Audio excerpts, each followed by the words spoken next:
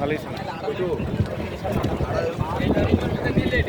ছোট স্কিনে করছি তো।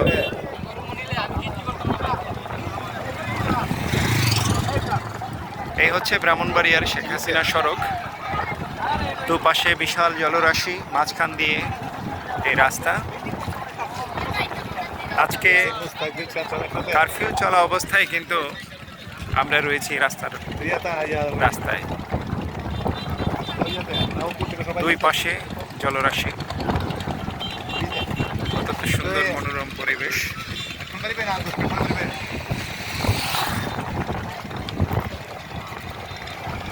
আমরা অঙ্কুর পরিবারের একটি টিম আসছি আজকের এই মনোরম পরিবেশে হাওয়া খেতে।